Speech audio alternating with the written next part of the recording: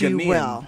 She's the first Ghanaian full stop, man or woman, Okay. to hold that position. Yes, but she's also the first Ghanaian woman, please. It's very important. And anyone has to be allowed to emphasize that. Yes, indeed.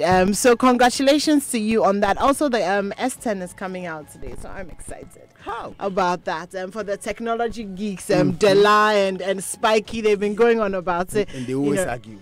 I know, right? Gas. And of course, gas, yes, going on about it. But in sad news, Karl Lagerfeld has passed away at 85. He was the designer for Fendi, for Chanel. Great guy, really, really revamped the fashion industry. And he was always very nice to look at. You know, he was very old with white hair. And anyway, so he's left us now. So my heart goes out to his family and his fans. Yes. Karl Lagerfeld, and yeah, your legacy will live on. If you like Chanel, Yes. Chanel clothing, you definitely worn a Karl Lagerfeld suit or something like that before. Yes. And so we remember. Not a fake one. But He worked till he died. so he died. Yeah. At 85. Yep. That's for me really. When you do inspires what you love, it's kind of easy to keep fun. going. Yes. So. All right, so that's it. Let's do the front pages now. Okay. Yes. Let's start with the Gold Street business. 1.92 billion GAT bonds go up on sale. 780 million first tranche this month. 1.14 billion second tranche a week later. Aka Energy eyes Ghana IPO. Government settles $230 million VRA debt to Ghana Gas. Outstanding debt stands at $735 million. Okay, on the front page of the Business and Financial Times, Ghana Gas pushes for energy sector escrow account, planned bailouts to reduce costs to the economy, according to former Finance Minister Seth Terkper, and STC secures $13 million loan for 100 new coaches as they seek to expand market share with new terminals. The Herald newspaper, Health Insurance and Maritime Authority bosses sacked. Sir John Ades Shivrin. Boahin Edu's $3.5 million untested fertilizer contract pops up in court. Those are the stories on the front page of the Herald newspaper. On the front page of the Chronicle, 2 NDC big shots arrested. Police search houses. No collaboration between national security and police, according to Accra Commander. Fighting crime is a shared responsibility. Minister of Interior has spoken. Akufo-Addo needs a long broom, and that's Ebo Kwanzaa's op-ed on page 14 of the Chronicle. Today newspaper, Short Commission exposes police chief. Massive support for Guzi, that's Guzetano, as National Congress draws close. Inchudansu slams Mahama for meeting diplomats. On the front page of the Daily Statesman, Ghana's development lies in the hands of Ghanaians, as according to President Akufo-Addo. 8 emergency centers set to open next week. I'll be bringing you more on that story. Blame JDM for NDC shootings. Mahama's dishonesty led to gunfight in Kumasi, says the New Patriotic Party. And Yamwa Ponko arrest in house raid. NDC attempts to spin Hawks showdown backfire. The New Crusading Guide newspaper, MPP lampoons NDC, exposes Mahama party as weak opposition. Gunshots at NDC meeting. Police, arrested. Anyone mentioned that. Strategic Energy Forum Pamels GMPC boss again, and COCOBOD boss prevails in defamation case against NDC organizer. On the front page of the Daily Guide, court throws out Mahama Ayariga, Ghana Beyond Aid roadmap out. Slain NDC vigilante goes home today. There's an update on the Ayawaso Commission and also that story about the NDC killing. The Finder newspaper, 88% of students law school examinations failed. Professor Sari wants General Legal Council dissolved. President moderator urges political parties to disband vigilante groups.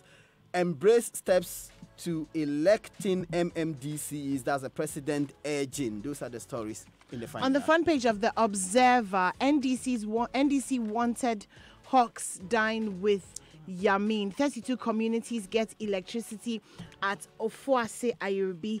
NPP lambast NDC Mahama, and Kwame Zew's tape exposes NDC cover-up.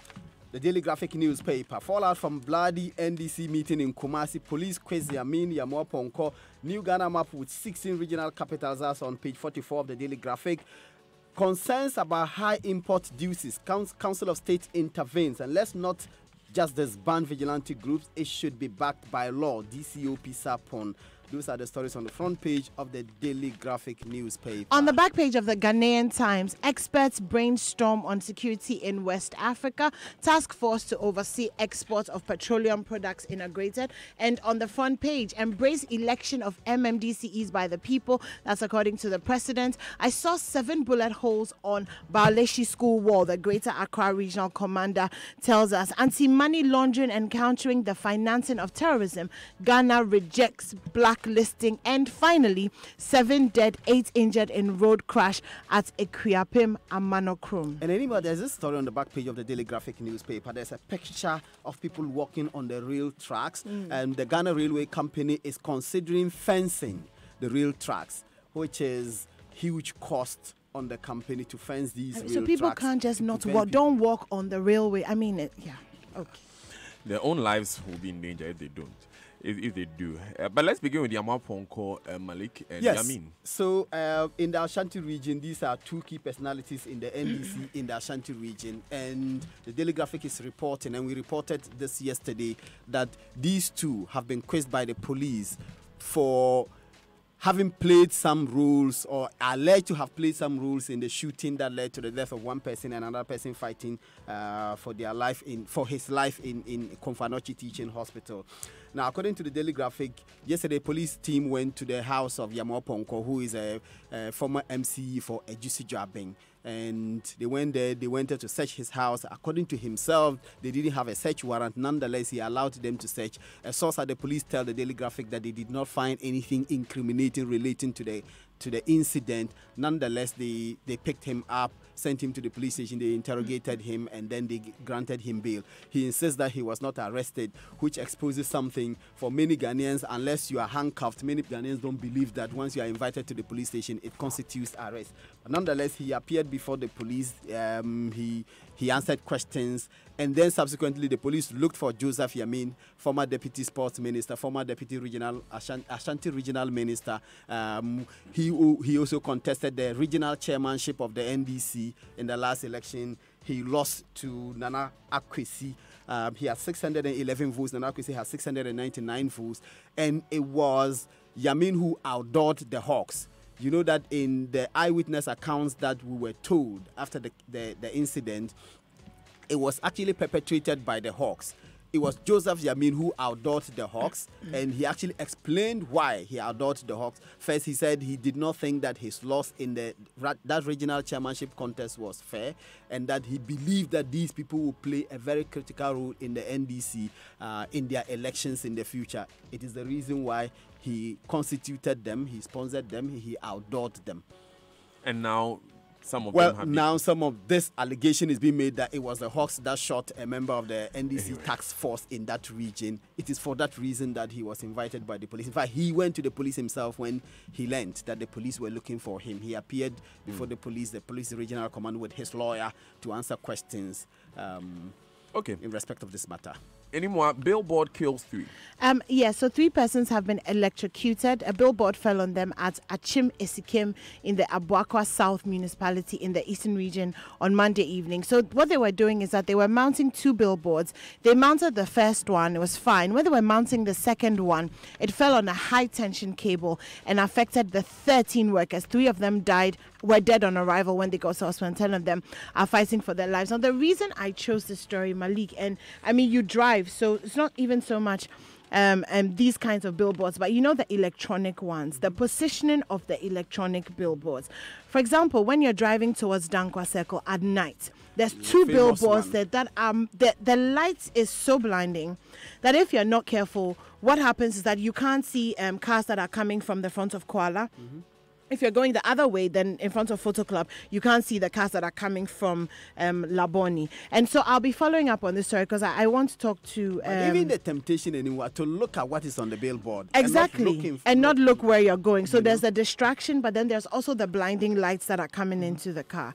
And so I will follow up on that story and talk about it more. But our hearts go out to the three people who have died mounting a billboard. And we hope that the 10 others get better soon. You know, the placement of billboards at intersections is also very serious because they often obstruct your view when you are going round a curve. And you see, there's a design distance for some of these, there's a height that they are supposed to stand. Because when you're sitting in a car, you're supposed to see a certain distance in ahead of you. And it's most dangerous when you're coming around the curve, because when you're about to turn and you don't know what's onto your left or to your right, if you're at a T-junction, for instance, and your view is obstructed even further with a billboard or with a signboard. You know, Ghana, we often have clusters of signboards, and they are giant ones, very huge. No, sometimes the most dangerous ones are the clusters. Like if you find 4, 5, or 6 at a certain junction, and I mean, as soon as you're there, you know you can't see anything, so you have to inch out slowly into the street, and anything could happen. I think the Ghana Advertising Association of Ghana has been working with the respective assemblies to deal with some of the sighting of some of these billboards. Yeah, so we should work with them and see what can come out of that. But Malik, this issue of law school exams and the number of people who fail. Yeah, it's sad. 88% failed the law school examinations. 88.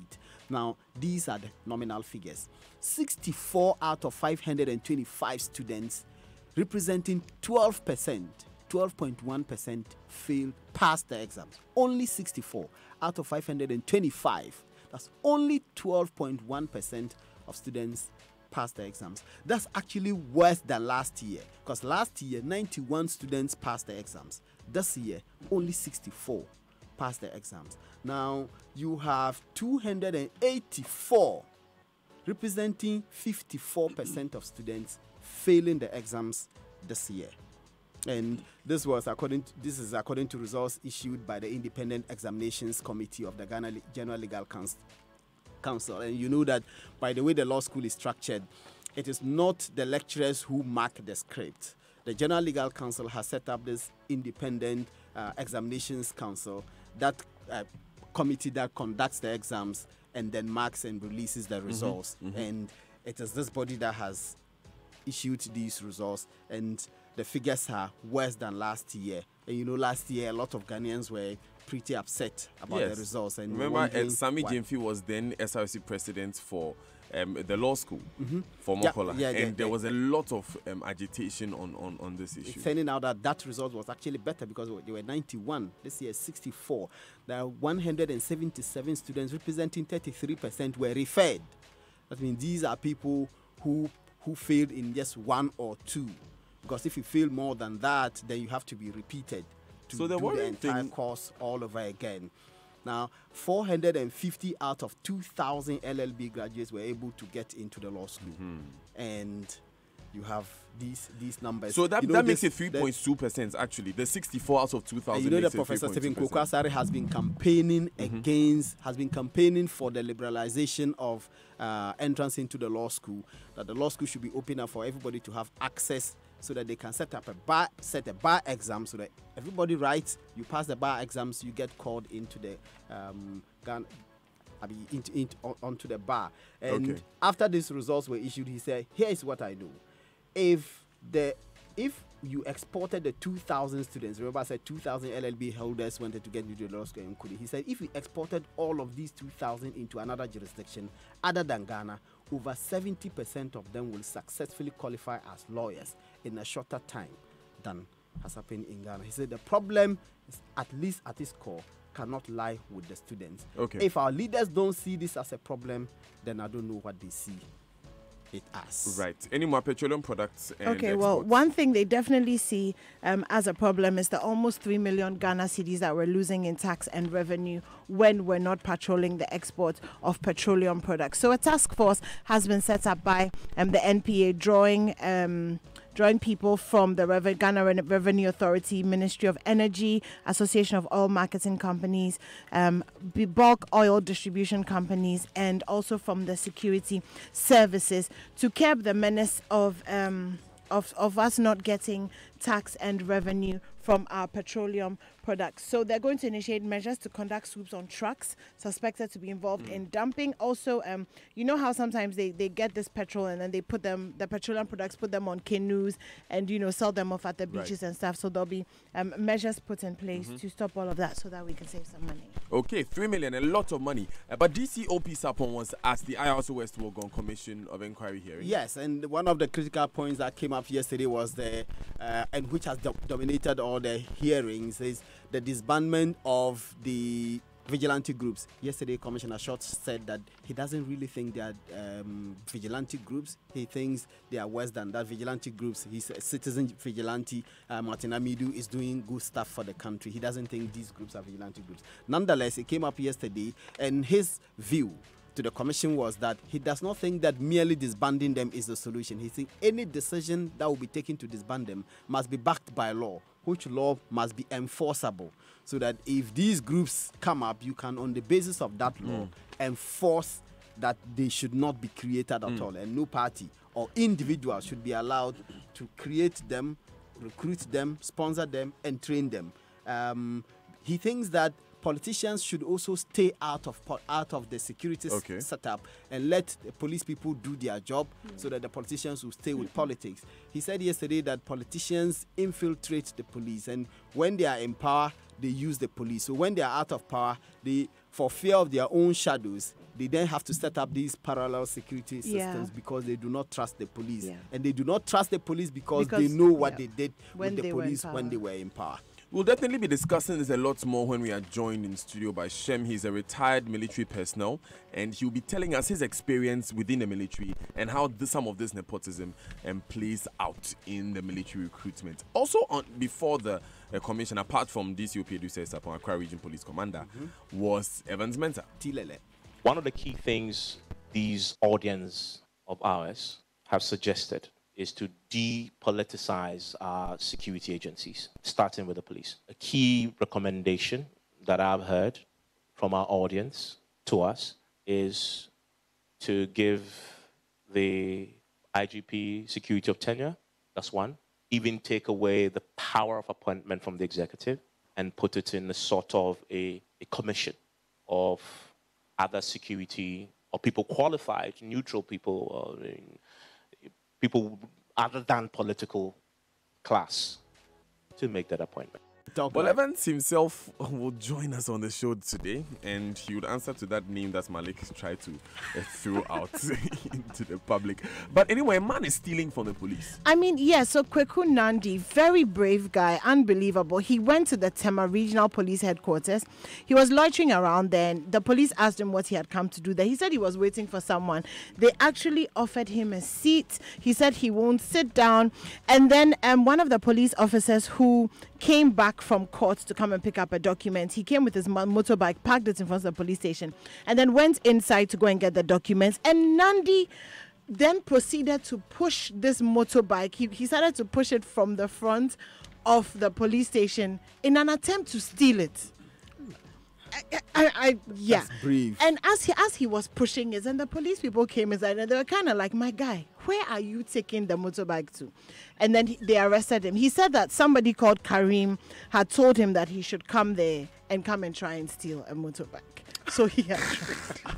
So wait, I'm sorry. No, I don't get it. So Karim asked him to go and steal it. He went to steal it. I mean, I guess it was I guess hiding in plain sight. Go and steal it from the police station. The Tema Regional Police Headquarters, or regional headquarters.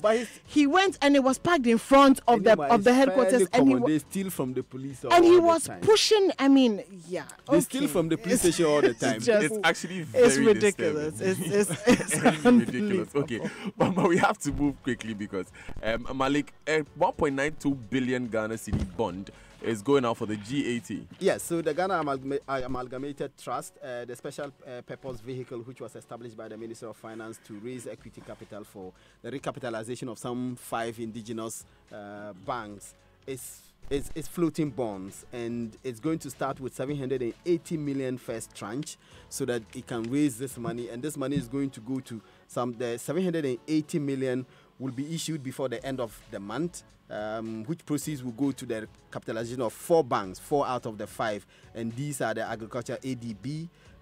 Is this still Agriculture Development Bank? Yes, it is the Agriculture Development Bank. So this ADB, which will take 127 million. Prudential Bank is supposed to receive 251 million. The merged Omni Bank and Sahel Sahara, they will also take 130 million. The Universal Merchant Bank is expected to receive 247 million. Now, the second tranche of the bonds worth 1.14 billion will be issued shortly after that, possibly within days after the first tranche. And then this is the money, part of which will go to the National Investment Bank. And you know that this matter has been a controversial issue, but the Ministry of Finance believes that this is one way to keep these indigenously owned banks afloat, so that you don't collapse all of the indigenous banks, because they are largely the banks that were collapsed last year and the year before. And it finally answers the question of where is GAT getting the money from to invest in the banks. Yeah. And it cures that believe that it was pension funds, which was actually what was put out first. Absolutely. So it's not going to be pension funds. They're going to sell upon a second debt. thought, and upon all the criticisms that followed and the fears that were raised by even organized labor and all of that, I think there's some new thinking. Okay. Anyway, 600 pupils are receiving sexual violence education. Yes, Daniel. And this story gives me the absolute sparkles. So 600 school children from various private schools in Accra have been educated on how to guard against falling victim to sexual abuse. So this is the part of the story that I love. The CEO of iRise Ghana, Mrs. Vikensi Giftiose, was speaking to the 600 children, and she taught them something which I'm going to tell you about. So when you're talking to your children about sexual violence and sexual abuse, you can use the acronym PANTS. So PANTS. Now this is what it stands for. So PANTS, private. The first one is private. Your private parts are private. A, they are yours alone. So alone. N, say no or never to anybody who tries to touch you in that way. T, there are no secrets from mommy and daddy. And S, say something, speak up. If anybody touches you in a way that you're uncomfortable with, speak up. So your private parts are yours. They're yours alone. Always feel free to say no. Not always feel free. You should definitely say no or never. T, there are no secrets from mommy and daddy. And S, say something and speak up. So good morning to you, Mrs. Giftiose, and great job there. Yes, great job. Pants. Let's keep our pants with us, shall we? We are going to do now, Malik, this story on the MPP lampooning the NDC. Yes, so yesterday, you know that the MPP Communications Director, Yabomi Asamoah, held a press conference at which he, whilst he was condemning the violence that happened at the NDC Ashanti Regional Office, and somebody asked a question this morning, when the Ayawaso West Wogom violence happens, you didn't see immediate statement from the MPP condemning that violence. Nonetheless, there was a press conference yesterday which condemned the violence that happened, and as expected, he went into former President Mahama's comments about boot for boot, and he says they wonder whether the former president will show the video of what happened at the NDC's Ashanti Regional Office to the diplomats, as he did in respect of the Ayawaso West Wogomba election. So you expected that they would do politics with this. They're doing exactly that. Exactly. Finally, anymore, 8 emergency centers set to open next week. Yes, so the government is poised to inaugurate 8 emergency centers as trauma care points for victims of road traffic accidents. Now, we know that between January and December last year, 22,025 road accidents. So it's amazing that we'll have trauma centers, we'll have Red Cross Society members, the National Ambulance, Ghana National Fire Service, and Ghana National Health Service personnel. They'll be running these centers. And so if anything happens to you on the roads, there'll be somewhere close by that you can seek help from. Now, the centers are, and I'll pass it over to Daniel. Yes, that is Suboy Bunsu Junction, Asankari Josso. On the Accra Kumasi Highway, it's Suboy Bunsu Junction, Asankari and Josso on the Accra Kumasi Highway. Toje near Kase and Nogokpo on the Accra Aflao Highway, and Ochiriko and Apam Junction on the Accra Takrady Highway. Thank you, Daniel, for ably assisting me with that story. You're welcome, anyone. Should have let him mention these names. It's okay. And on that note, we go on to the online news review. It's brought to you by Zenith Bank in your best interest, and Goyle Good Energy. Now, it's a new year, and it's still good energy with Goyle, your reliable energy partner. So enhancing your engine performance and prolonging the life expectancy of your vehicle should be a top priority. So continue to get the best quality and value for money from Goyle Super XP and Diesel XP and trusted range of lubricants from our 360 service stations across the country. To all our valued customers, we say thank you. We value our partnership with you. Because of you, we are still #1 and still CIMG Petroleum Company of the Year. Let's continue the partnership to build our economy. Goyle Good Energy. Goyle, proudly Ghanaian. Goyle, Yenara Yedia. MyJoyOnline.com begins with this interesting story. ASEP is faulting GNPC's plan to spend, listen, $43 million on CSR, but $20 million on its core mandate in 2019. So there's a certain idea about how state oil companies should be run across the world. And Ghana has sort of a mix of the two, whether it should be fully private or fully public. You know, Ghana is sort of a mix on a journey from fully private to fully public. And as a result, the question always comes at, okay, is GNPC there to develop the nation generally? Or it's there to explore oil, make profits as a company, and then its taxes should be repatriated to Ghana. And you know Petrosa, Petro SA, which is here, it's South Africa's national petroleum company. So it's the GNPC of South Africa. So if we are spending 43 million, that's what ASEP is saying, 43 million on CSR, and 20 million on its core mandates, which would make GNPC money to invest more in the society, then where's the question in there? And when GNPC was sponsoring the Black Stars, Oseche Mensah Bonsu, majority leader, raised concerns about why GNPC, a state company, should be sponsoring the Black Stars. And he says it is like the government is sponsoring Black Stars. It's making through it look GNPC. Like, absolutely. And we found that, I mean, there are a number of monies that should be paid that we say, okay, GNPC can take care of it. It's something that really because we should be looking at. It's not strictly a private company. That's the point. Okay, so Joseph Yamin, even though he has been invited for questioning from the police, is already speaking to the NDC party office shooting. He says he knows nothing about it. And BBC.com says Chinese Ivory Queen Yang Fenglang jailed in Tanzania. All right, we are taking these important messages and then we take the BBC News at 7. This is the Super Morning Show. Allianz Insurance is